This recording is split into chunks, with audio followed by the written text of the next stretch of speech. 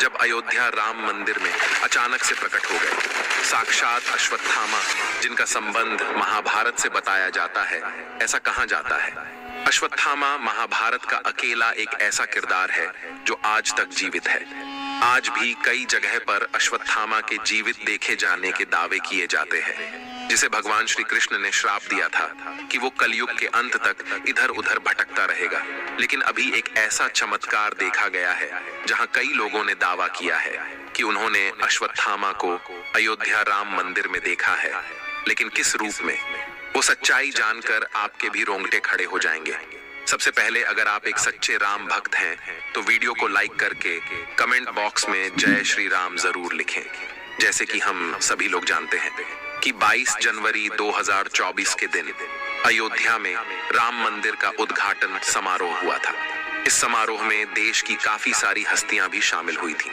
इस दिन रामलल्ला की मूर्ति को गर्भगृह में बड़े ही धूमधाम और मंत्रों उच्चारण के साथ विराजमान किया गया।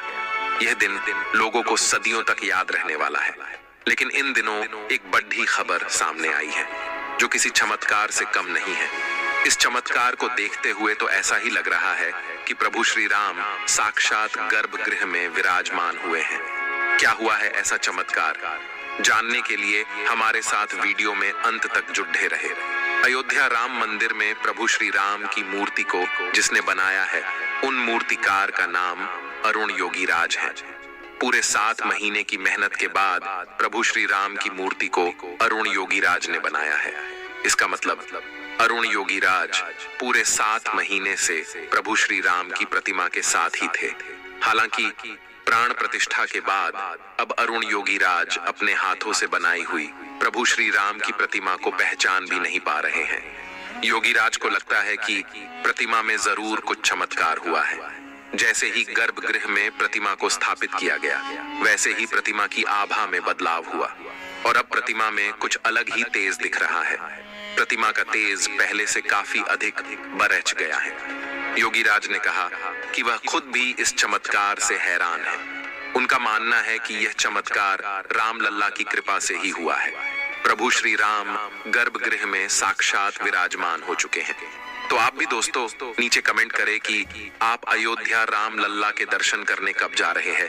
लेकिन सबसे बड़ा सवाल यह है कि अश्वत्थामा आखिर किस तरह से राम मंदिर में प्रकट हुए। जानकर आपके भी होश उड़ जाएंगे। 23 जनवरी 2024 से राम मंदिर आम श्रद्धालुओं के लिए खोल दिया है। लाखों भक्तों की भीड़ जमा हो गई, भगदड़ का माहौल बन गया। लेकिन प्रभु श्री राम की कृपा ऐसी हुई कि सभी भक्तों ने रामलल्ला के बहुत अच्छी तरह से दर्शन किए। पहले दिन तकरीबन 5 से 7 लाख श्रद्धालुओं ने रामलल्ला के दर्शन किए। लेकिन 24 जनवरी को कुछ ऐसा हुआ जिसे इतिहास कभी भुला नहीं पाएगा। सौरभ नाम के दर्शनार्थी ने हमें बताया कि वह प्रातःकाल सुबह जल्दी से राम मंदिर पहुंच गए ताकि वह जल्दी से जल्दी रामलल्ला के दर्शन कर सके। लेकिन उस समय भी वहां पर काफी भीड़ मौजूद थी, तो हम भीड़ में लगातार आगे बढ़ते जा रहे थे। सौरभ ने हमें बताया सभी भक्तों के मन में बहुत उत्साह था। सभी जय श्री राम के जयकारे लगा रहे थे। लेकिन तभी मेरी नजर एक ऐसे दिव्य साधु के ऊपर पड़ी जिनकी आभा बहुत चमत्कारिक थी, लेकिन उनकी उम्र बहुत ज्यादा लग रही थी। फिर भी उनके मन में जबरदस्त उत्साह था। वो श्री राम के दर्शन करना चाहते थे और जैसे तैसे लाठी के सहारे आगे बढ़ते जा रहे थे। मेरी नजर काफी समय से उनके ऊपर बनी हुई थी। उस दिन रामलल्ला के दर्शन करने के लिए हम सभी को तकरीबन 4 से 5 घंटे लग गए। हमारे साथ साथ उन दिव्य साधु महाराज ने भी रामलल्ला के बहुत अच्छी तरह से दर्शन किए। उनकी आंखों में बहुत आंसू थे। वह फूट फूट कर रो रहे थे और रामलल्ला से प्रार्थना कर रहे थे। जिसके बाद अच्छी तरह से दर्शन करके हम सभी राम मंदिर के बाहर आ गए। तो मेरी नजर अचानक से उन साधु महाराज पर पड़ी। अपनी लाठी टूट जाने की वजह से वह चढ़ाव पर गिर चुके थे। तब मैंने उन्हें संभाला, उन्हें सहारा दिया और उनसे पूछा कि आप इतनी बुजुर्ग अवस्था में भी आखिर इतना कैसे चल पाते हैं? आप कौन हैं और आपकी आयु कितनी है? लेकिन उन साधु महाराज ने जो मुझे जवाब दिया, उसे सुनकर मेरे रोंगटे खड़े हो गए, क्योंकि उनका कहना था मेरी उम्र 3000 साल से भी ज्यादा है और मैं एक श्रापित महाभारत का पात्र हूँ। इतने में मेरे को दोस्तों ने मुझे आवाज लगाई तो मेरा ध्यान भटक गया और वह साधु महाराज कहीं अंतर ध्यान होगा। मैंने आसपास उन्हें बहुत ढूंढा लेकिन वह मुझे कहीं दिखाई नहीं दिए। ये मेरी जिंदगी का सबसे बड़ा चमत्कार था। लेकिन सवाल एक ही था, आखिर वह दिव्या साधु कौन थे?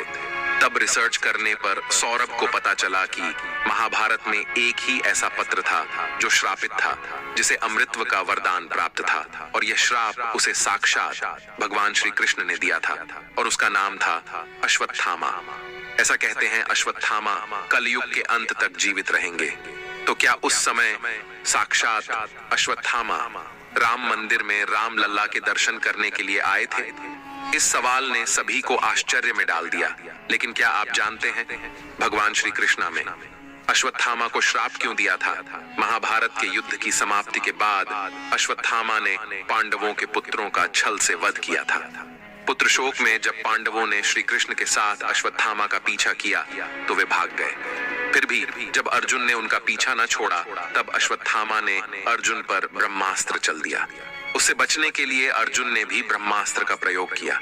तब महर्षि वेदव्यास के कहने पर अर्जुन ने अपना ब्रह्मास्त्र वापस लौटा लिया, लेकिन अश्वत्थामा को ब्रह्मास्त्र लौटाने का ज्ञान नहीं था।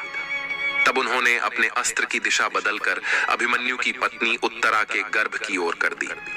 क्रोधित होकर भगवान श्री कृष्ण ने अश्वत्थामा के माथे पर लगी मणि निकाल ली और कल युग के अंत तक उन्हें पृथ्वी पर भटकने का श्राप दिया।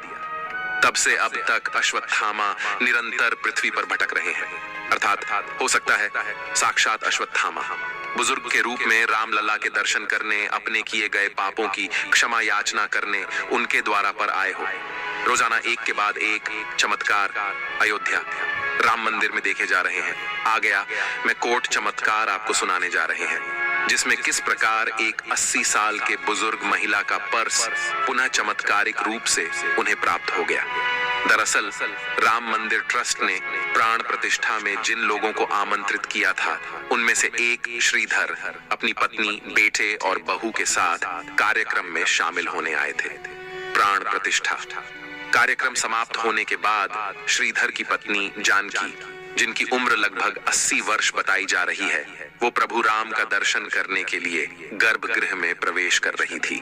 तभी उनका बैग खो गया, जिसके बाद भी बुजुर्ग महिला ने राम लल्ला के दर्शन करने का निर्णय लिया और वहां पर मौजूद सुरक्षा कर्मी से मदद भी मांगी।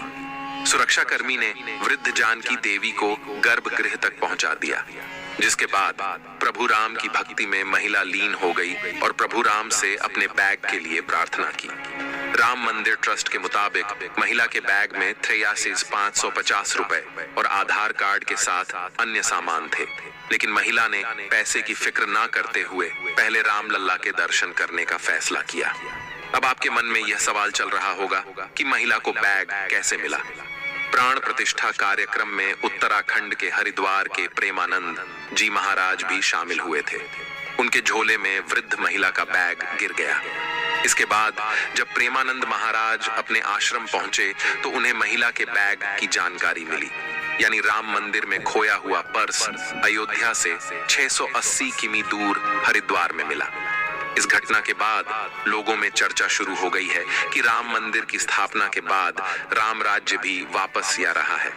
प्रेमानंद जी महाराज ने देखा कि बैग में आधार कार्ड और कुछ रुपए हैं, जिसके बाद प्रेमानंद महाराज ने आधार कार्ड के जरिए पुलिस से संपर्क किया और पुलिस ने उसे वृद्ध महिला को उसका बैग सुरक्षित ढंग से वापस किया। अब श्रीधर इस पूरी घटना प्रभु राम की कृपा बता रहे हैं और प्रभु राम का चमत्कार बता रहे हैं। अयोध्या में प्रभु राम के विराजमान होने के बाद ही अनेक तरह के चमत्कार देखने को मिल रहे हैं। 22 जनवरी यानी प्राण प्रतिष्ठा के दिन एक बंदर शाम के लगभग 5:50 बजे दक्षिणी द्वार से गूढ़ मंडप से होते हुए गर्भगृह में प्रवेश करके उत्सव मूर्ति के पास तक पहुंचा।